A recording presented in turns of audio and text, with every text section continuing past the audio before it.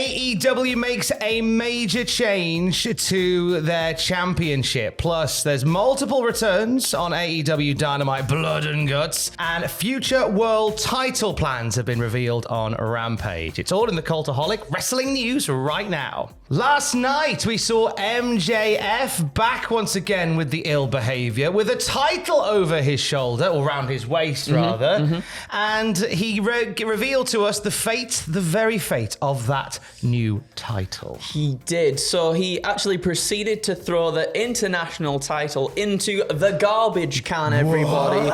Declaring he deserved a title that symbolizes the best wrestler and the best country. And then revealed the new AEW American Championship. America. The belt had an American flag on the strap and on the front plate as well. Hail to the Chief played as a large American flag unfolded from the ceiling, with the stars replaced by MJF's face. He was run off by Will Ospreay. It looked as though he tried to sabotage Will Ospreay, get into the arena. He stabbed his tires and everything like that, but he managed to get to the arena. And then Ospreay revealed that he has a rematch with MJF at All In next month as well. That he certainly does. This is actually the third redesign of this belt. So we had the All-Atlantic Championship, then it became the International Championship, and now it's the American Championship. Yeah, it's sort of, I mean, I think in sort of relation to MJF, it makes sense for him to do this. He's often outspoken about, well, I don't want to go to this place and wrestle this person, or this place and wrestle this person. Like, let's stay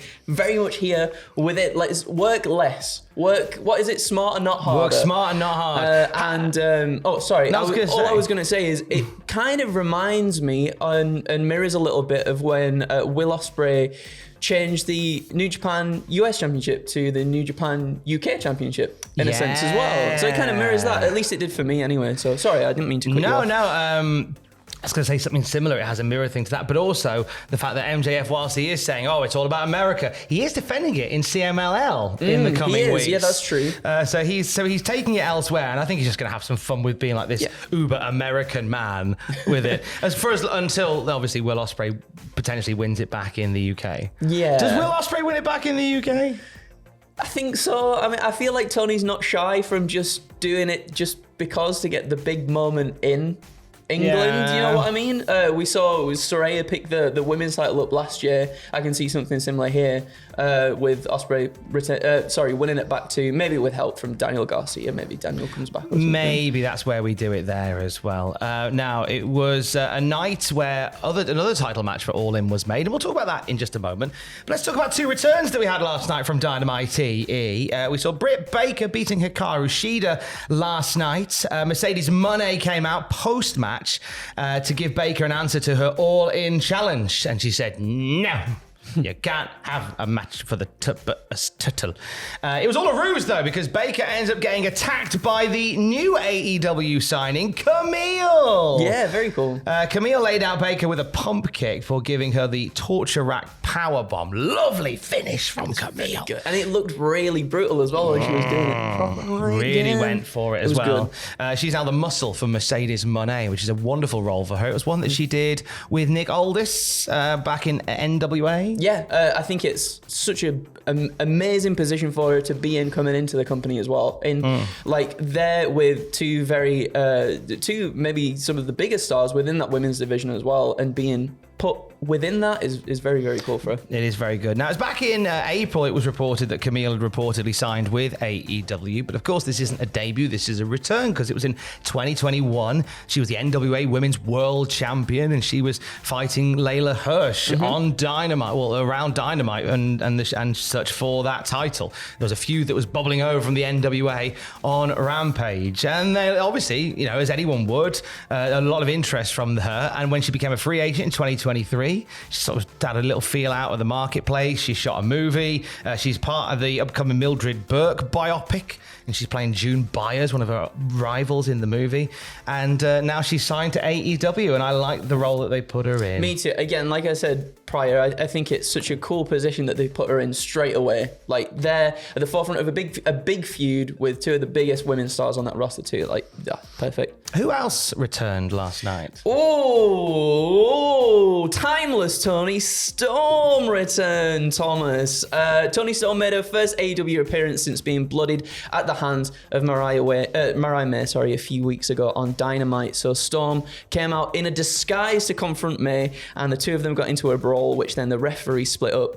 Tony declared on the microphone, "Are you prepared to die? Because I am." This was great. It was brilliant. Is this match just going to be a bloodbath? Yes. Yeah, I think absolutely it is, isn't it? think so, yeah. It's going to be amazing. I can't wait. I think Tony's winning still, but I think her and Mariah May are just going to rip shreds off one another. I say still, for the longest of time, I was under the impression that Mariah May would be the one that beats Tony Storm. But now I don't know whether that'll happen just yet. I'm under the same sort of mindset there as It well. might stave it off a little bit. We're going to see. We had, and speaking of blood and violence, we had blood and guts last night. It concluded with Jack Perry handcuffed to the cage and doused in gasoline. Darby Allin, armed with a lighter, demanding that Perry quit or he sets him on fire. And Perry refused to quit in that moment. And what happened there is Matt Jackson was the one that stepped in. Mm-hmm. And Matt was the one that went, okay, look, I'll tell you what, you've got a match against Jack Perry for the TNT title at All In. And okay, we quit. Did you think he was a bit of a subdued? Obviously, like, it was tension high, but normally I think when you watch his blood and guts match, we tend to have like a big spot that concludes it. I mean, throughout the match, we had some great stuff. Really great spots, yeah, for sure. I feel like maybe there was stalling a little bit at the end. It felt like maybe Darby couldn't find the gasoline for a little while. Like the cameras kept cutting away and doing this, that, and the other. I think something obviously went a little bit wrong, which kind of made the momentum sort of dip a little bit until we got back to that moment. But yeah, I feel like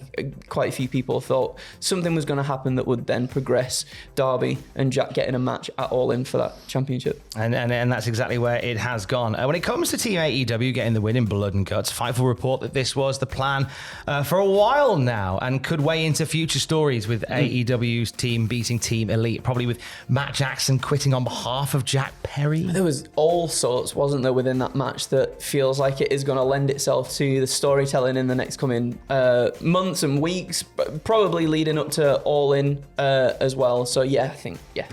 It seems that way. Very much seems that way. Let's look ahead to what is to come for the world title. We know that Swerve Strickland and Bryan Danielson will headline All In for the World Championship of AEW. But beyond that, we need a challenger for that title. And we got one on Rampage, which hasn't aired yet. So this is a spoiler. So if you don't want the spoiler, this is the part where we say kiss, kiss. Love you, bye.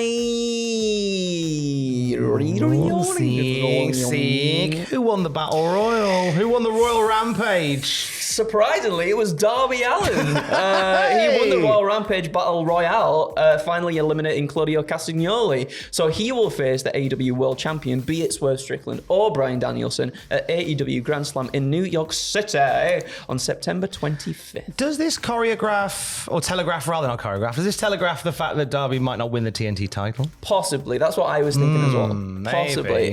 Double champion, they've done it before. Could do it again, but I don't think they are. It's one that we will keep an eye on. Exactly a month to go until All In at Wembley Stadium. Buzzing to be a part of the whole festivities of that show. It's going to be a good time, and we hope that we'll see you down there as well. And for the latest wrestling news throughout the day, you can check out Cultaholic.com. Keys. Love you, bye.